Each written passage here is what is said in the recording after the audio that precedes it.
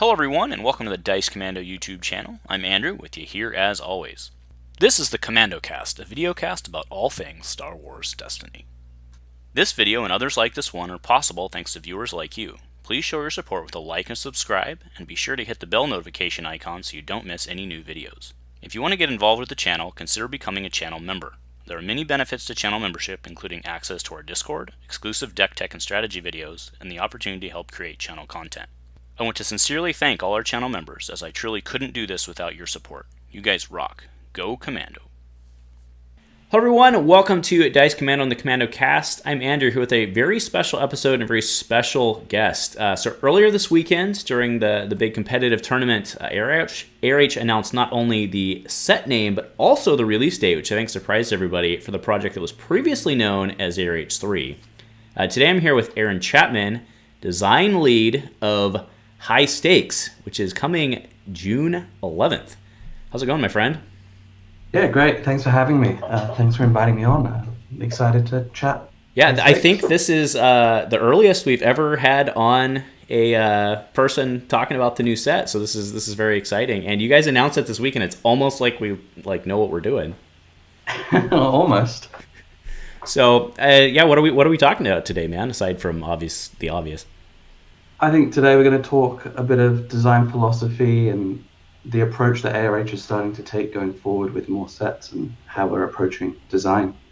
All right, perfect. So we're going to hit the break, and we'll be right back with tons and tons of info.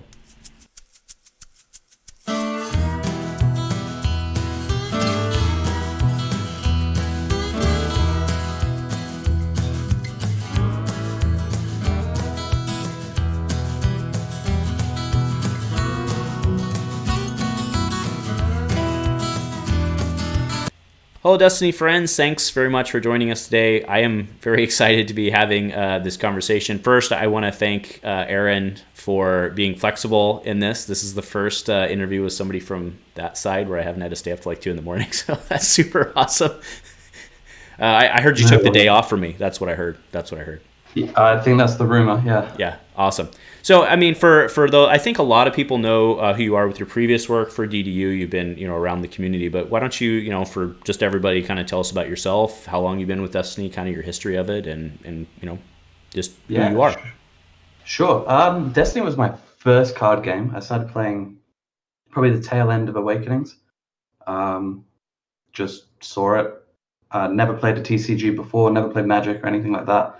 And just saw it, was like, oh, Star Wars, that's cool. Let's see what this is all about. And just really fell in love with the game, the mechanics, everything about it, and just kept playing ever since then. I'm in Perth in Western Australia, so we're pretty isolated, but we had a really good community, which has grown over time. Not so much anymore, unfortunately, but, that's to be expected. But we've got a really good core group of players, and we've all kind of taken it pretty competitively. I've travelled, play at Nationals in Australia, and I came over to Worlds in the last Worlds. Yeah, pretty much my background to Destiny. All right, fair enough. Any fun facts you want people to know, or? I don't know.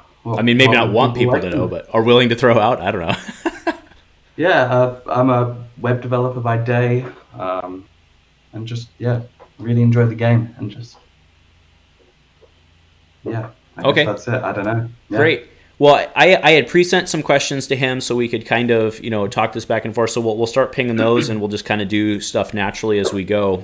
I actually do have a throw-in question. It's interesting. So you're the lead design for ARH 3. Sorry, I need to remember the name. It's High Stakes. Sorry.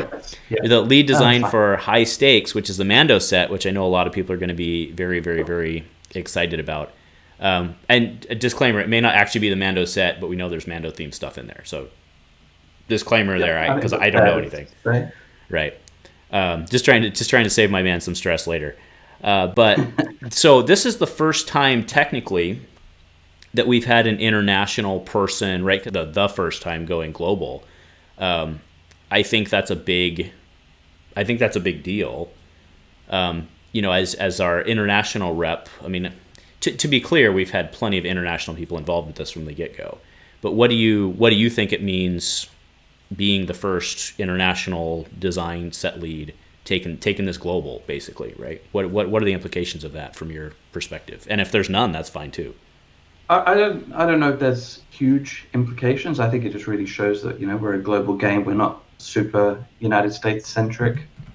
There's players all over, and anybody who kind of wants to get involved can get involved. That's kind of what it shows to me more than anything. We've had challenges, obviously, with time zone differences, but that's all pretty easily solved nowadays with the internet.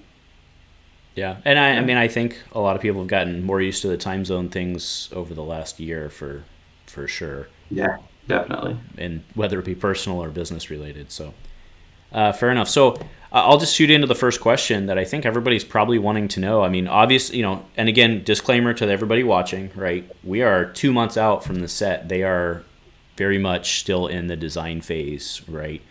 So, he doesn't have any direct answers for us. But I think what I want to know, and I think what a lot of people want to know, is what's kind of your overall design philosophy from a card gaming standpoint? Yeah. So for me, I think the most important thing is fun. We play this game to enjoy ourselves. If players aren't having fun, then we as designers are doing something wrong. Whether that fun is found from competitive gameplay or from casual gameplay, there's obviously different levels of fun. But at the end of the day, when you play a card on the table, it's got to be fun. And it should, in a way, be fun for both players. Sure, you might be getting beat, but there's got to be interplay. There's got to be some back and forth, because that's what I think drew everybody into this game, was the back and forth nature of the game. That I think that's what drives our key philosophy, is it's fun. I think the games are at their best when every decision matters. Like a decision you make early could have a huge ramification later in the game, and I think that's really important. I think tempo is very important in this game. It definitely was early in the game. It's kind of come to the wayside a little bit, but I think bringing that back is super important, and always ways for players to feel like no matter what, that they can still claw a victory back. They can catch up when they fall behind. I think that's really important too. Well, that's an interesting statement. Yeah, because I've heard that about a lot in the current meta, is the feeling of inevitability. So yeah, I don't know how you design around that. That's your job, not mine. But yeah, it's a difficult challenge, but I think it's one that we're all willing to see if we can solve. Yeah, I think there's definitely ways to do it. Whether they work, whether they don't, we'll see. Yeah. Okay, fair enough. So now, and you already kind of alluded to this a little bit, that fun comes from multiple sources, right? Winning, outsmarting somebody, or just from playing your favorite characters. So where do you, especially in a game like Destiny, right? There's so many of the characters we love involved, and you want to design around them. So where do you stand, or not necessarily where you stand? That's a bad way to phrase that. How do you approach, from a design standpoint, thematic versus mechanical? And since you have to do both in this game, how do you think it's going to interplay with each other? Yeah, it's always a good challenge. They're both essential to the game. Theme drew so many people in, and it's what keeps people there. But obviously, good mechanics override that. If you don't have good mechanics in a game, people aren't going to enjoy it, no matter how thematic it is. So sometimes theme does have to get thrown to the wayside if it's going to create mechanical issues. I think that the occasional super thematic pairing is good for the game. And I think you're always going to see pairings every set where you go, oh yeah, that I see what design we're thinking with this. And they naturally fit together. But I also think that it's important to put a few cards in a set that maybe don't have a home quite yet, or they make a callback to an older card, or maybe fill out an older deck, so that you need to experiment to find the best ways to use the cards. I think a card needs to be easy to interpret, but maybe not totally obvious how to use it straight away, so that you don't, see the set on day one of release and go, okay, that's the best deck. I don't think that's what we're trying to have. Okay, sure. Yeah, and I mean, so we saw some of that in Redemption, right? Dak was, Luke's buddy, right? So it was harkening Yeah. back to old set, saw stuff like that. And that's thematic as all hell, so love that one. So, yeah, I mean, speaking of the older sets, then what have you learned? I mean, you guys are 2 sets in now. Well, 2.5 sets in now. What have you learned from the previous sets? Both from basically we did this really well, and from a we could do this better type standpoint. Yeah, we've learned so much this entire journey, we're still learning now. Every new set, we're learning something new. I think we're still going to make mistakes as we have done so far, and we're going to probably continue to make some. But as long as we keep learning, and each set is an improvement on the last, I think we're going to keep doing the game justice because that's what we're all trying to do. I think a big thing we've learned is that there's different axes that you can attack in a game. So maybe it's just pure damage, or maybe it's resource denial, or maybe it's ramp. And there's many different resources that control this game. And we're starting to learn what we can attack and what we can't attack, or when we can attack them, or when we shouldn't attack them. I think that's definitely something that we're learning and coming to grips with. I also process. Each set is becoming more and more defined on how we're building things. We're learning how many cards do we need, how many cards of what color. So it's definitely shaping up to be more balanced as we going forward. I also think that we're learning how people are playing Destiny now, especially due to COVID and everything. People have changed their approach to playing the game. Things like Smash are also changing how people are playing the game. So that's something we look at as designers and have to think about.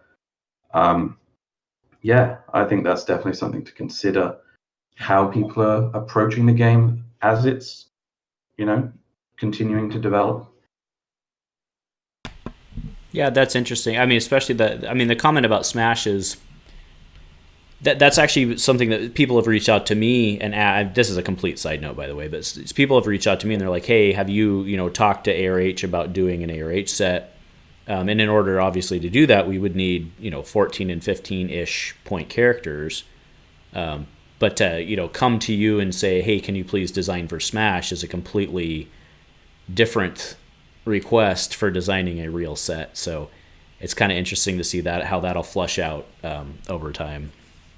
I don't think that's really a question. It's kind of just a statement, but yeah. Yeah, I think definitely we have to look at it and see how it works. I don't think it is ever going to fully control design approach, but it's something it's a new thing to consider. Sure. As we develop the game. Yeah, sure. So that's I think that's a pretty good lead-in actually to our next question. I mean, we're flying through the questions, so hopefully we can chat a little bit here, but so right now, at least from my perspective, we seem to be in a very control-heavy meta, and not necessarily in traditional control as you would think about it necessarily in other card games. But we have the two cards out right now that just come to mind, right? Power of the Tribe and Headstrong are massive cards that I don't see personally going away until they rotate, whenever that may be. So how do you as a designer, how do you approach changing, or do you approach, I guess, but how do you approach changing a control-heavy meta without just saying, I mean, you could very easily just say, oh, well, we'll keep control decks in check by going heavy mill, which should then, in theory, swing it to heavy aggro. How do you do all that without creeping? I guess that's my question. Yeah, I mean, it's always going to be a balancing act, and it comes with us learning about the different axes that you can attack on, and realizing, sure, control struggles to mill struggles to aggro, and there's that whole balance, and it's just finding the right things. Maybe it's powering up one of those axes for a set, to then maybe it's the introduction of a silver bullet. Silver bullets are interesting with design. I don't think they always need to be powerful, I think that their existence can just act kind of like a release valve at times, which I think is important. Just as a deterrent. Yeah, sure. Yeah, I think a good example of that would be Kylo from the two-player game. He definitely, maybe he wasn't strong all the time, but he made people go, oh, mono's hard. What if we come up against Kylo? It was just a consideration you had to make when you were deck building.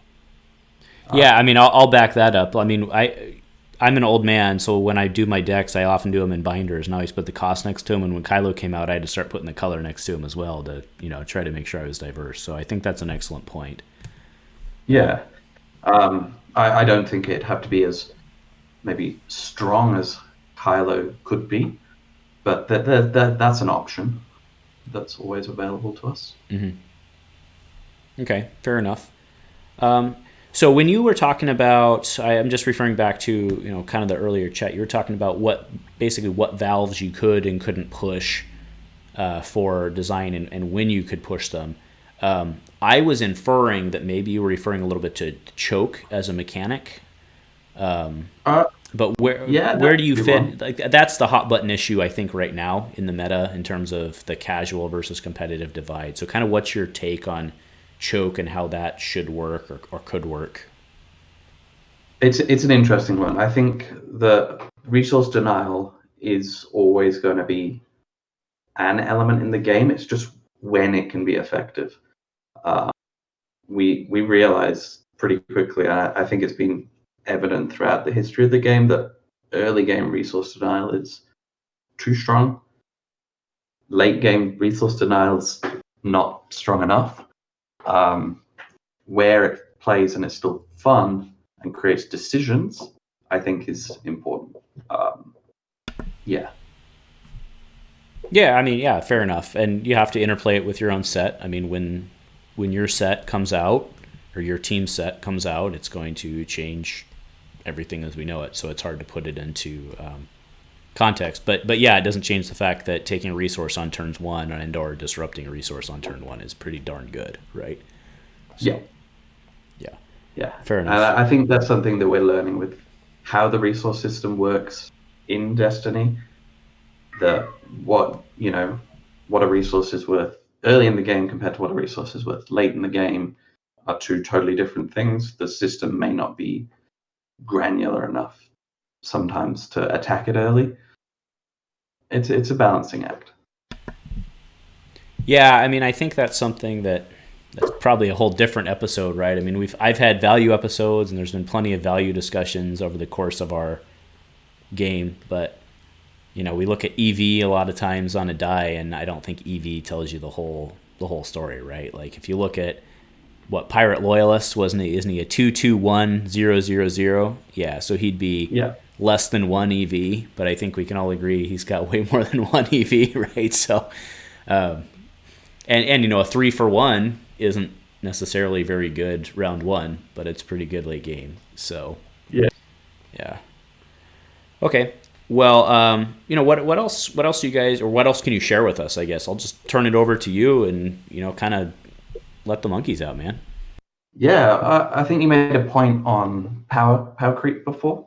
I didn't go back to that one. I think creep's always going to be inevitable, but I think we have to strive to control where that creep is. Because if everything didn't creep, the game's just going to be the same forever. But we really have control over where we're going to creep. I think we've been seeing significant power level adjustments since the introduction of transformations, and that's something that we're adapting to. And coming back to our math, seeing if it checks out. Does everything still work in the curve that we've seen historically, or has that curve changed a little bit? And do we need to reevaluate what things are doing? It's a hard balancing act to get it right, but that's something we're gonna strive to do. Yeah, I mean, fair enough. It's hard. I don't know if it's even saying it's hard is not appropriate to say that. To try and decreep, you basically just have to take time off and let it rotate. I mean, that's really the only answer, right? So, Yeah, I think that's a definite answer. I think this, to use an example from a different game, is looking at Magic Standard over the last 2 years, where Throne of Eldraine came and, you know, totally increased power across the board, and they're still seeing the ramifications of those actions now, just as they're approaching their next rotation. And they've swung the banhammer around a lot, but it's still up the power level as a whole. That set really did change where Magic was for Standard, I think. So yeah, looking at that as an example on how to approach it could be something. Whether it's right or wrong, that's for people to decide on. yeah, you bring up an interesting point with Magic. Not so much because we all know that what was it, Growth Spiral and Uro were problems, right? But the Magic has a real problem from a commander standpoint in wide creep is the best way to call it, right? Where they create a lot of cards that basically do the same thing, even though they're not the same card. So how do you avoid? Because that's we use the example all the time on this channel, Field Medic, right? You guys could create a Field Medical Technician that does the same thing, right? So how do you avoid doing something like that and still maintain your set, I don't know, design, right? Because you have a very hard problem with there being three colors. Like you could say create a yellow, I know you wouldn't do this, I'm just throwing it out there, right? But you could create a 1-cost yellow event that heals 2. Like you could do that. But then you have wide creep and how easy it is to bring color. So does my question kind of make sense? I know it's not a real great question. Definitely. But I think it is something that we have to look at, is where we're going to introduce things for the game that are important come rotation as well. So then do we have too many instances of, say, like you said, you referenced back to Field Medic, so is there, we have to be careful not to introduce too many instances of heal throughout the game, but we also need some so that when one set rotates, we've still got healing in the game, for instance. That's something that we're definitely learning as we go. How much is too much? And then how do we pare that back? Sure. And then, and to be clear, this is not me asking for an answer in any way, so don't feel that, not even asking for an answer in any way. Since we don't actually know when ARH rotation is, right, you can't necessarily, you're designing for your set and not necessarily the set after, I would assume. So without knowing when rotation is, you're a little hamstrung by that, I would assume, right? Yes and no. I think we've got a clear vision that overarches across multiple sets. Now that's something that we're really trying to embed in our design philosophy, is that this does this, and then in the next set there'll be another piece. We've designed cards that we push to future sets, and just really coming up with a longer term vision, I think, is important, with an eye for a rotation at some point in the future. Okay, yeah, fair enough. So are we looking at roughly, because I know one of the conversations that's been out there is, the A8 sets are smaller, so that rotation should in theory be less frequent. I contend that the quality of your guys' cards is higher, so that it doesn't really matter. That there's, because if I have 180 FFG cards that sit in a box and never get played, I don't think that counts towards the set size. So what's your take? This doesn't have to mean that you guys are rotating after AH3. I'm just curious what you're thinking in terms of, what's the ideal set size? Do I have to have, 3 yellow characters, 3 red characters, 3 blue characters for each faction in each set? Does it have to be equal? I know there's a lot of questions there. I'm just curious kind of where your head's at. Yeah, I think that we're trying to keep a balance, and definitely trying to move towards where there's a structure to our sets. You're going to get X amount of yellow characters, X red characters, and X blue characters, and that it just becomes easier for us to balance the card pool as a whole if we do that. And we're really starting to build, almost at the start of a set, we have now a design document saying this is what we want to achieve in this set. Here's the skeleton to how we're going to achieve that. And then we start designing the cards to fit the skeleton. Okay, I mean, so a mission statement, I mean, that sounds pretty solid. Yeah, and then I think that skeleton will evolve and we'll go, okay, maybe that slot isn't needed. Let's change that slot to be another slot, and that's always going to evolve. But I think our sets will definitely have a structure that ties them all together going forward. Okay. Yeah, fair enough. Well, again, I know a lot of people are very excited about this one as the Mando set. It's very, very popular. So if people are looking to get involved in the playtesting, obviously the design process is underway. That one's well said, or probably pretty well determined at least. If people are looking to get involved in playtesting, is that still an option for them? And if so, how would they do that? Playtesting for high stakes has begun. Okay. But there's definitely the playtest application form on the ARH. I think it's available on the ARH Discord. I'll get you a link. I can put it in the video description or something. I have the link. I can put it in, yeah. You've got the link? Yeah. Great. Yeah, so it's definitely for future sets. We do like to try and rotate the playtesting team and get as many different perspectives as we can, because it's important to understand how different people see the cards. Sure. Rather than the same group going forward. So I'd say that for future sets, there'd definitely be opportunity for people to playtest. Okay, but the Mando set high stakes is closed for the moment. Okay. Yeah. Fair enough. All right. Well, my last question. This is my most important question, because you and I've talked about this before. Are there any hints or otherwise as to who we might see in this set? I'll be very interested to know tonight. Any hints?